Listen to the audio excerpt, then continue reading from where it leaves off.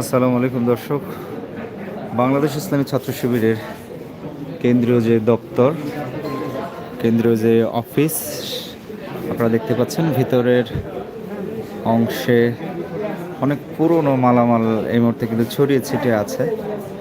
আপনারা দেখতে পাচ্ছেন শিবিরের অফিসের ঠিকানা এবং লোগো সহ এখানে কিন্তু অগোছালোভাবে পড়ে আছে। দীর্ঘদিন মূলত বন্ধ থাকার কারণেই কিন্তু আজকের এই রকম অবস্থা আপনারা দেখতে পাচ্ছেন।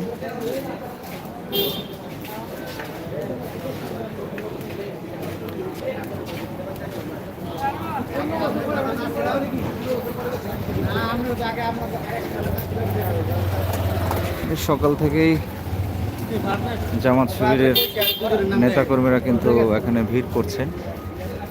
এই ভবনটি মূলত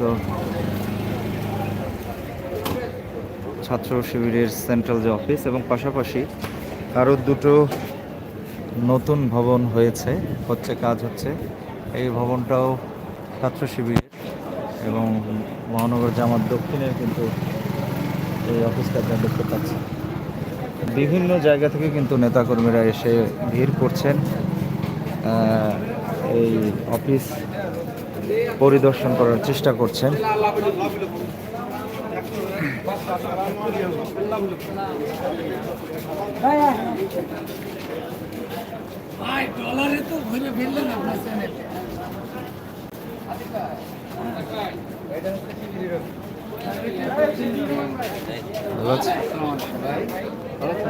কোনটা কোনটা শিবিরের অফিস?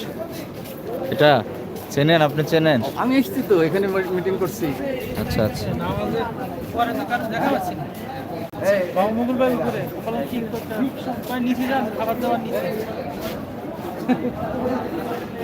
আচ্ছা, দীর্ঘদিন যে বন্ধ ছিল অফিসগুলো এখন খুলে দিয়েছে, তো এটা নিয়ে আপনার অনুভূতি কি এখন? আসসালামু আলাইকুম। দীর্ঘদিন জালিমের রোশানল থেকে আমাদের ইসলামী আন্দোলনের যে অফিসটা, এই অফিসটা খুলে দিয়েছে, এজন্য আল্লাহ শুকরিয়া আদায় করছি, আলহামদুলিল্লাহ। আর এখন আমরা আমাদের কোরআনের রাজ কায়েমের জন্য আমরা এখান থেকে আমাদের পরিকল্পনা, আমাদের প্রশিক্ষণ, সমস্ত কাজ এখান থেকে পরিচালিত হবে ইনশাআল্লাহ। আর সামনে আমাদেরকে সতর্ক থাকতে হবে যেন জালিম যেন আর মাথা উঁচু না করতে পারে, সেদিকে আমাদের সবাইকে খেয়াল রাখতে হবে। সবাইকে ধন্যবাদ। সারা দেশেই তো আপনাদের অফিস রয়েছে, সেগুলো খোলার বিষয়ে কোনো আপনি জানেন কিনা? যে ইতিমধ্যে আমাদের সারা দেশে অফিসগুলো আমাদের খোলা, পরিষ্কার এবং ওপেন চালু করার জন্য, কার্যক্রম চালু করার জন্য ইতিমধ্যে আমাদের প্রসেস শুরু হয়ে গেছে, চলছে আরও আগের থেকে। আলহামদুলিল্লাহ, আল্লাহ শুকরিয়া আদায় করছি, আমাদের সমস্ত কার্যক্রম সব চালু হয়ে গেছে আগের মতো।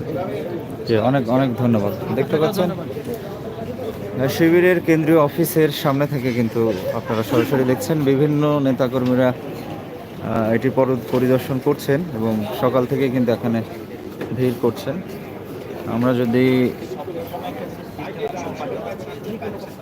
একটু ভেতরের অবস্থা আপনাদেরকে দেখাতে চাই, শিবিরের কেন্দ্রীয় অফিসের বাইরের অংশ, এবং ভেতরে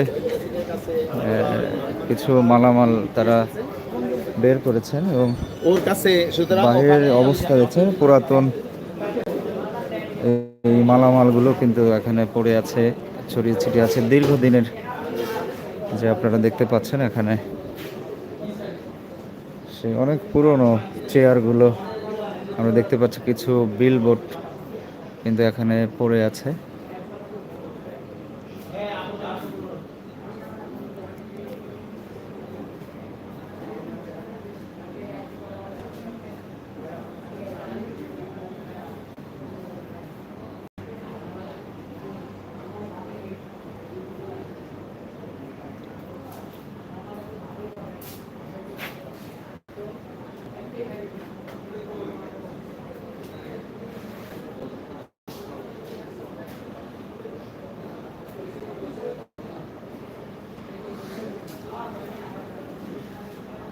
দেখতে পাচ্ছেন এখানে পুরনো জিনিস কাগজপত্র ছাড়া কিন্তু তেমন কিছু চোখে পড়ছে না। একটি গাড়ি রয়েছে, হয়তো নেতাকর্মীরা এসেছেন কেউ, এটি এটি এখানে রয়েছেন। এর বাইরে নতুন যে ডেকোরেশন করা, এটার কাজ কিন্তু এখনও তারা শুরু করেননি বা শুরু করতে পারেননি। তো খুব শীঘ্রই আমরা শিবিরের সভাপতির সাথে কথা বলে যেটা জানতে পেরেছি, তারা আনুষ্ঠানিকভাবে এটা উদ্বোধন করেছেন, আবারও করবেন। সেখানে বাংলাদেশের সকল ছাত্র সংগঠনের নেতাকর্মীদের সেখানে আহ্বান করবেন, সেটাই প্রত্যাশা রেখেছেন।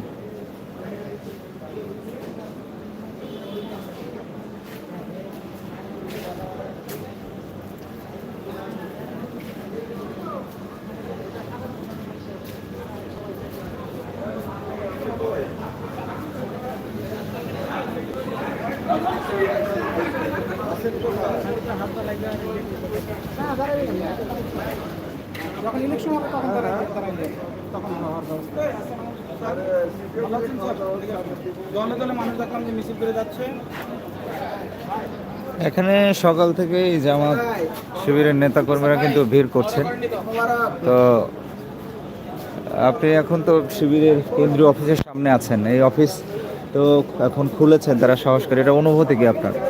আলহামদুলিল্লাহ, অনেক অনেক ভালো লাগছে, অনেক অনেক অনেক ভালো লাগছে, যেটা ভাষায় বোঝাতে পারবো না আপনাদেরকে। দীর্ঘ 13 বছর পরে আমরা এখানে এসেছি।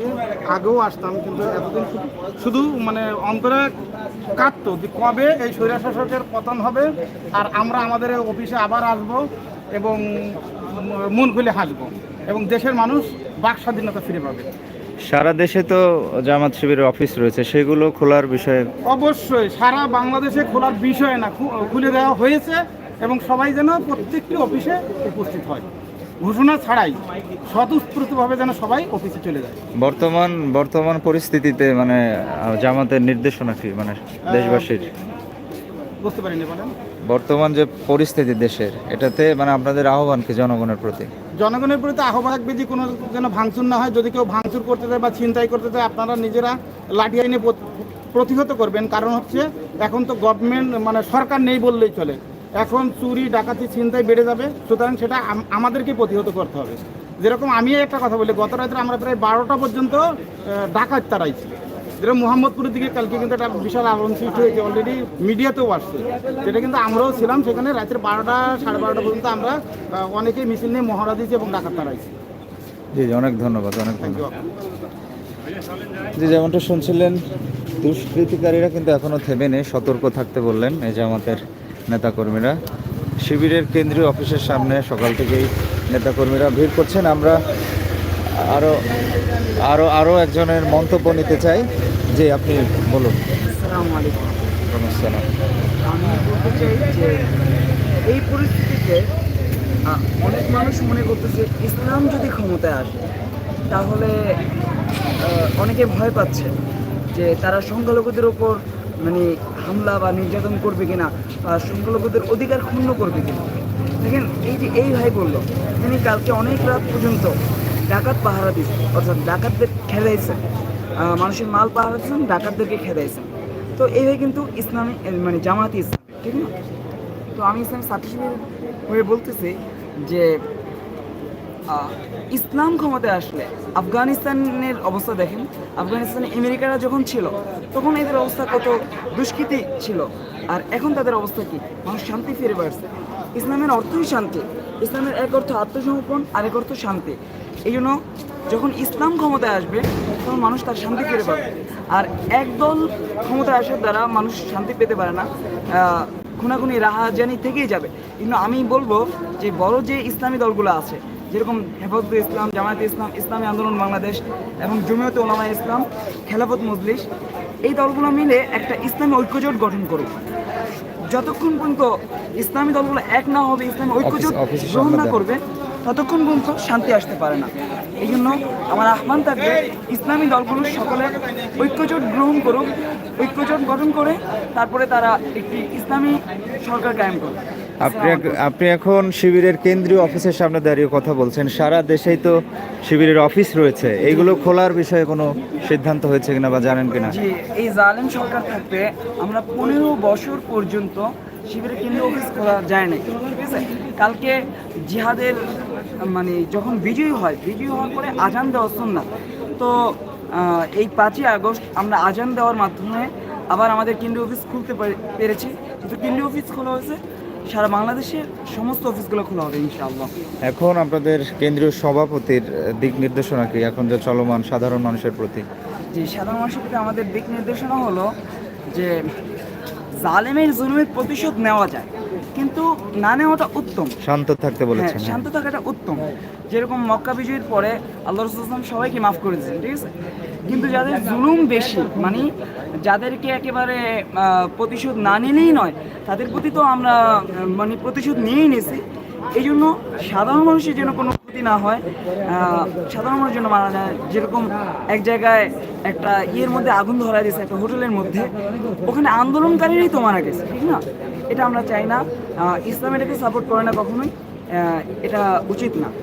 বাংলাদেশ জামায়াতে ইসলামের পক্ষ থেকে এটা না করার আহ্বান থাকবে সারা বাংলাদেশের জনগণকে। অনেক অনেক ধন্যবাদ।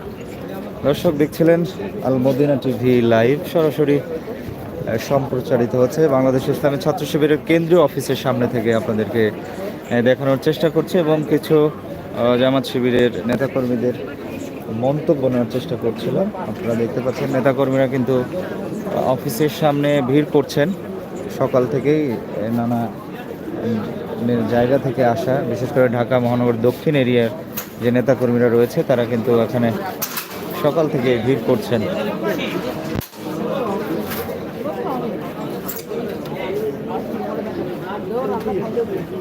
এই ভবনটি আপনারা দেখতে পাচ্ছেন যে নতুন একটি ভবন নির্মাণাধীন কাজ চলছে। এইটাও কিন্তু তারা অফিস, এটা খুব শীঘ্রই এটাও চলমান করবে বলে আমরা যতদূর জানতে পেরেছি। আপনারা দেখতে পাচ্ছেন।